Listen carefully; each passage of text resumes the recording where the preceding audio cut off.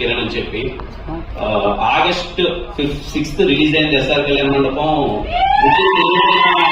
నాకెవరు తెలియదు తమ్ముడు, అంటే ఇన్ ద సెన్స్ వచ్చాము, కష్టపడ్డాం, ఏదో రాజారాణి గారు ఎస్ఆర్ కళ్యాణ మండపం మనమే చేసుకున్నాం. తర్వాత ఇమీడియట్ గా విత్ ఇన్ 20 days లో ఆగస్ట్ లోనే అన్ని సైన్ చేసేసాను. సినిమాలు తెలియలేదు, అయిపోయాయి. 5 films సైన్ అయిపోయాయి.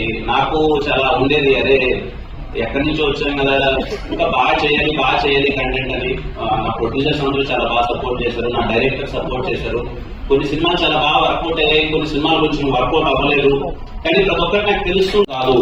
బేసిక్ గా రేపు ఇంకెవడైనా సరే, నాలాంటోడు ఇంకెవడైనా ఒక బీటెక్ చదువుకొని జాబ్ వదిలేసి ఇండస్ట్రీకి వస్తే వాడికి నిన్ను ఎందుకు ఎంకరేజ్ చేసాం, ఇప్పుడు టికెట్ డబ్బులు పెట్టి ఇటు దగ్గరికి వెళ్తే ఇటు చూపించే సినిమా ఏంటి అనే ఫీలింగ్ నాలాంటోడు ఇంకోటి ఎవరైనా వస్తే రావద్దు అనేది నిజంగా నాకు ఎవ్రీడే ఉండేది. కానీ చెప్పలేని పరిస్థితి, నాకు అర్థమైపోయేది కొన్ని సినిమాలు. అండ్ ఇంకోటి ఎందుకో తెలియదు, ఏదన్నా ముక్కు సూటిగా మాట్లాడేస్తా. అలాగే షూటింగ్ లో కూడా నాకు ఏదైనా సీన్ నచ్చకపోయినా, ఏదైనా డైలాగ్ నచ్చకపోయినా అక్కడే మొహం ఎలాగో పెట్టుకున్నాను. అది మీకు స్క్రీన్ పైన కనిపించేసేది, ఏంట్రా ఎలా ఎక్స్ప్రెషన్ ఇస్తున్నాడు ఇవన్నీ పడ్డానండి. అంటే పడ్డాను, ఏదైతే ఎస్ఆర్ కళ్యాణ చూసి ఎక్స్ప్రెషన్ అన్ని ఎదిరిపోయారు. మళ్ళీ కొన్ని సినిమాలో ఎక్స్ప్రెషన్స్ ఏంటి ఇలా ఉన్నాయంటే రీజన్ నాకు తెలుసు, మీకు చెప్పలేకపోయేవాడిని.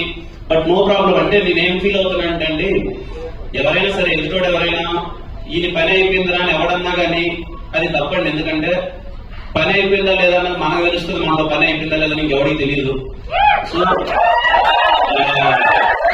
నా పని అయిపోయిందా లేదా అన్నది నాకు మాత్రమే తెలుసు. నేను ఎప్పుడైతే నా పని అయిపోయిందని ఫీల్ అవుతున్నానో నేను సినిమా చేయను.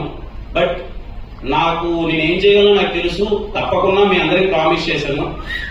ఎందుకంటే నిజంగా నాకు తెలియదండి, ఒక యంగ్ యాక్టర్స్ కి ఎవరికి ఎంత అభిమానం దొరుకుతుందో నాకు తెలియదు. ఎక్కడికి వెళ్ళినా ప్రతి ఒక్కరూ చాలా బాగా అభిమానించారు. ఖచ్చితంగా మీ అందరి కోసం చాలా మంచి సినిమాలు చేస్తాను, 200% చాలా మంచి సినిమాలు చేస్తాను, ఒళ్ళు దగ్గర పెట్టుకొని కష్టపడతాను.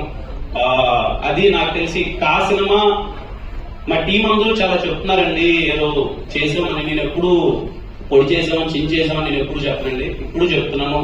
డబ్బులు పెట్టామనో లేకపోతే ఇంకోటో ఎంత గొప్పగా అది కాదండి. కా సినిమా చాలా మంచి కంటెంట్.